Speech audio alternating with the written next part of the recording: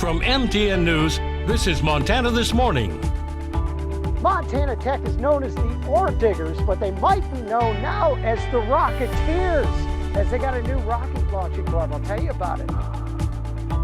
We all know Matt Brewing makes great beer, but did you know about their efforts towards positive environmental impact? I'm Cassidy Powers, here to tell you how they recently partnered with Patagonia to make a beer that combats climate degradation.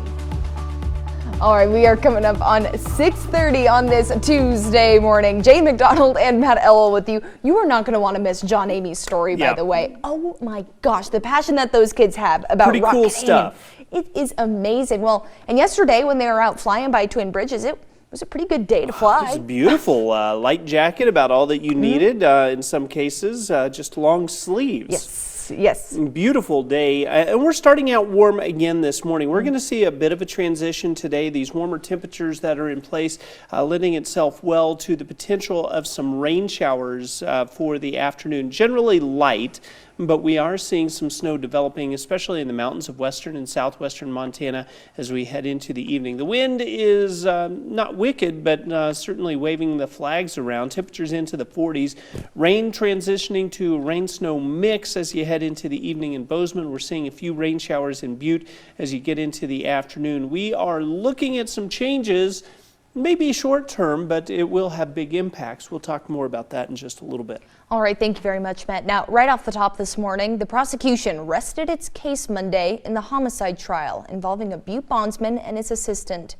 Butte bondsman Jay Hubbard and Nicholas Jager face a deliberate homicide and aggravated burglary charges in the December 2021 shooting death of William Harris in his Main Street home.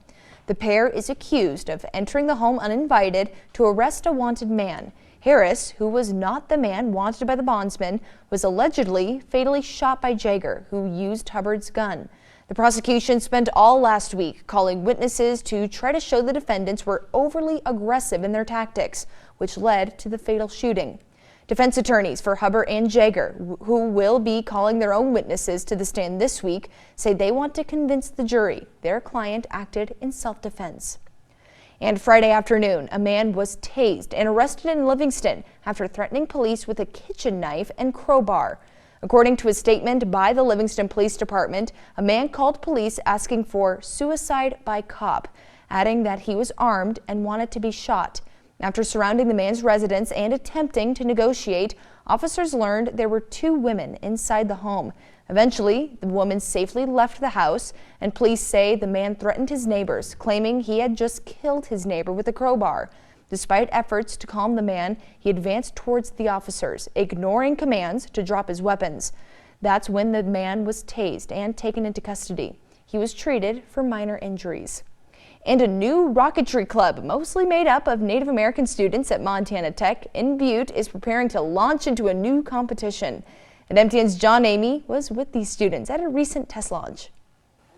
Montana Tech's very first Rocketry club is out here in the middle of nowhere to get certified in rocketry. And they're going to participate in the very first competition in the spring. And if you ask them if this is challenging, they'll tell you, well, it is rocket science. 3, 2, 1. Ever since I was a little kid, I've always just loved space. And I've always done science fairs, and I've always just really loved it. And I think it's really fitting that now I'm trying to be an aerospace engineer. Members of the Butte College's American Indian and Sciences Engineering Society received a grant to start the Rocketry Club last fall and will participate in the First Nations launch high-powered rocket competition held in Wisconsin in April. Aurora recently had to get certified in high-powered rocketry by performing a successful launch in a rural area west of Twin Bridges. Lots of technicalities to it, and we have to make sure that our rocket's safe so we don't, cause a disaster out here. Many members of the club are Native American and proud to be part of this project. It makes it feel very fulfilling that we're presenting the Native side of Montana Tech and rocketry. The club's mentor, Steve Shannon, started Big Sky Rocketry more than 20 years ago and enjoys teaching the young students. I was born in '55 and watched all of the Mercury flights and the Gemini flights and the Apollo flights. So it's as close as I'll ever come to that.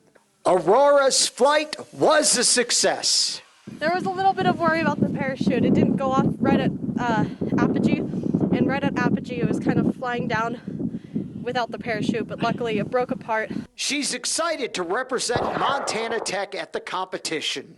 I love Montana Tech. It's my absolute favorite place to be at all time. I think it's an opportunity of a lifetime that we have this awesome competition that we're a part of. Near Twin Bridges, John Amy, MTN News. Thank you very much, John. Now, on the national scene, a U.S. ship with equipment for building a pier is on its way to Gaza as part of a plan to ramp up aid, as Biden says Netanyahu is hurting Israel by not preventing more civilian deaths in Gaza. Scripps News national correspondent Stephanie Sandoval has the latest. Efforts to deliver wartime aid to Gaza by sea are moving ahead after President Joe Biden announced plans to increase deliveries by ship as a humanitarian crisis unfolds in the region. In a plan coordinated with Israel, a U.S. Army vessel with equipment to build a temporary pier in Gaza is on its way, but it could be weeks before the pier is ready. The first ship set to use the temporary pier is expected to deliver 200 tons of food. The move is designed to bring aid directly to the residents and with this continue the overthrow of Hamas rule in Gaza. Senator James Lankford of the Homeland Security Committee says he supports the efforts, but has concerns over security. But I also want to make sure that shipment, when it comes in, there is real inspection that's actually happening to make sure that we're not getting additional war-making supplies to make a bad situation worse. The U.S. and Jordan have airdropped aid into Gaza over the past several days. Still, with a quarter of Gaza's population facing starvation, aid officials say airdrops and sea deliveries are not enough and are pressuring Israel to open up land routes. The concern we have with this initiative and the airdrops, so the maritime and the airdrop, are that population in need, they might not receive the quality of assistance they deserve. The U.S. and mediators from Egypt and Qatar had hoped for a weeks-long ceasefire by the start of Ramadan, but negotiations have apparently stalled. Biden criticized Israeli Prime Minister Benjamin Netanyahu in an interview with MSNBC Saturday, saying he believes Netanyahu is hurting Israel more than helping Israel. He has a right to defend Israel, a right to continue to pursue Hamas, but he must pay more attention to the innocent lives being lost as a consequence of the actions taken. Gaza's health ministry says more than 31,000 Palestinians have died from the war. Several people, including children, were treated at a local hospital in central Gaza after an Israeli airstrike killed at least 13 people, according to Palestinian hospital officials. Stephanie Sandoval, Scripps News. And the debate whether to ban TikTok over national security concerns was back before Congress yesterday. And a vote on a bill in the U.S. House of Representatives could come later this week. Scripps News correspondent Sasha Ingber shows us why the debate over the app continues. A stark warning at the worldwide threats hearing in the Senate Monday. China's aspirations for greater geopolitical power will probably become all the more apparent. Amid discussion of two brutal wars came alarms about TikTok. Lawmakers are preparing to vote on the fate of the app. If they pass it, I'll sign it.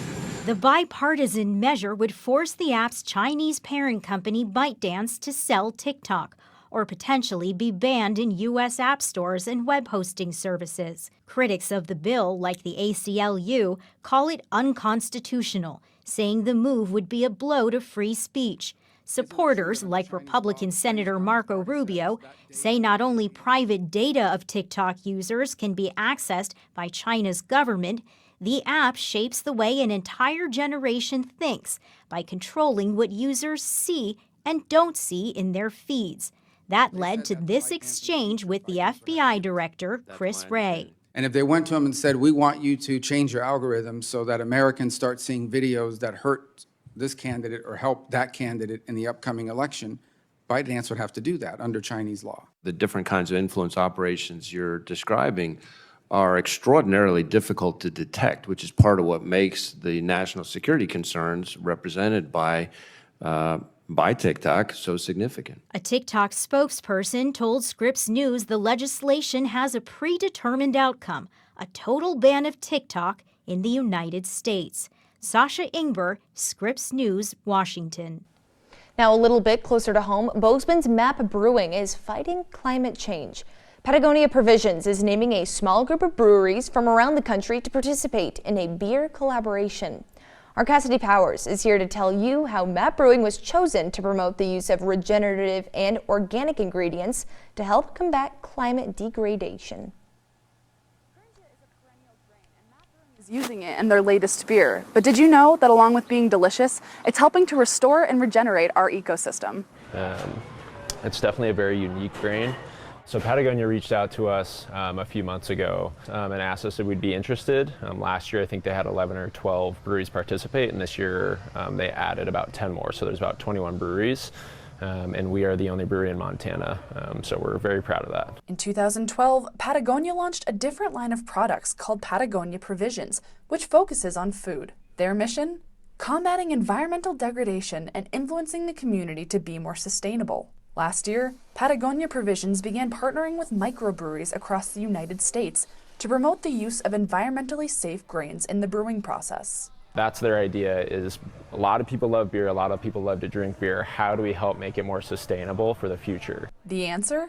Instead of brewing with your typical wheat or barley, they're using perennial grains such as kernza. Kernza is a regenerative perennial grain. So essentially, instead of having to plant it every year, it comes back, which allows it to develop kind of a web of roots that get just better nutrients and get down to the water table a little bit easier. Annual grains such as wheat, rice, and corn make up about 70% of the world's farmland and grow only one season before having to be harvested.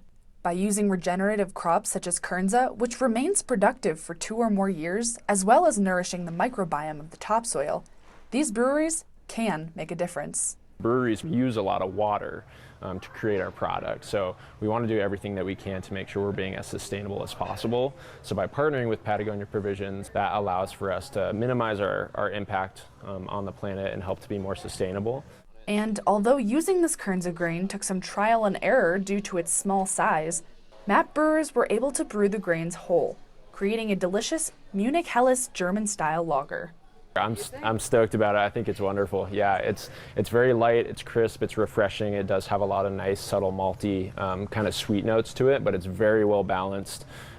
So I think it's going to do really well. The kernza lager will be available strictly at the MAP tap room for the entire year, and cans will be coming soon. In Bozeman, Cassidy Powers, MTN News.